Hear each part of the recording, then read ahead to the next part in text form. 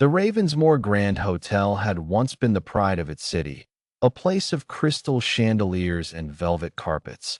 But beneath its polished glamour lived whispers of cold spots, scratching in the walls, fogged mirrors, and shadows that moved without light.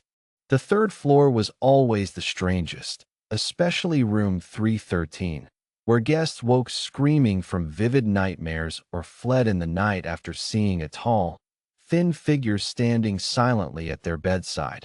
And after a man vanished in 1987 with no signs of entry, struggle, or escape, more disappearances followed until the hotel was finally abandoned, left to rot and collect dust while its secrets sat silently in the dark. Years later, filmmaker Ethan Wolfe and his small documentary crew, Maya, Jordan, and Claire, arrived to film an overnight investigation for their YouTube channel, drawn by rumors and the promise of viral views. But from the moment they entered, the air was thick with decay, the temperature dropping sharply as they stepped onto the third floor where the door to room 313 sat slightly open, almost welcoming them. They explored the hotel first, brushing aside the strange tapping behind mirrors, faint whispers caught on Claire's recorder, and the quick movements Jordan saw at the edge of his vision. But when they returned to room 313 around 2 a.m., the room was unnaturally clean, the wallpaper fresh, the bed perfectly made, and yet the entire space felt alive, like something in the air was breathing, like something in the shadows was watching. Jordan entered the bathroom and screamed, claiming he saw someone standing behind him in the mirror, tall and thin with a distorted face.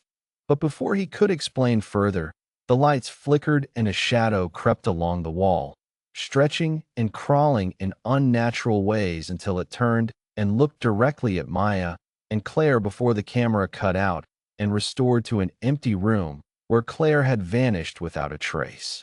Panic spread and the group split up, each searching desperately until Maya found a dusty box in the security room labeled Room 313. Do not open. Inside filled with old VHS tapes labeled with the names of those who had disappeared, and among them lay a fresh tape labeled Claire Roberts, February 14th, 24, the date of their investigation. Shaking, Maya played it and watched Claire sit on the bed of room 313 with pure black eyes and an unnaturally open mouth as a voice behind the camera whispered, "Do you understand now?" The room remembers. Before Claire unleashed a scream so inhuman Maya fled in terror. Ethan and Jordan found each other again, but Maya was gone. And when they checked the camera back in room 313, they saw footage of Maya standing motionless in the corner before her head twisted slowly, impossibly, and in a hollow voice said, "He wants you to stay." As the door slammed shut and Jordan screamed from inside. When Ethan finally broke through the door, the room was empty and only the camera remained, showing a tall shadow stretching across the walls behind them. Now alone, Ethan ran through the hotel, but every hallway looped back to the third floor.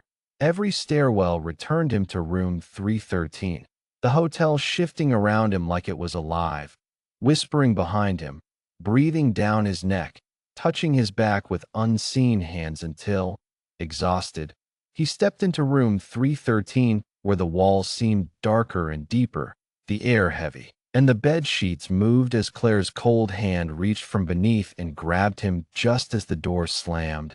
The lights died, and the recording cut to black. 2 weeks later, police found Ethan's car outside the hotel, but none of the crew, only their cameras, neatly boxed in the lobby as if placed intentionally, each recording ending with the same haunting image, a tall shadow standing in the doorway of room 313, waiting.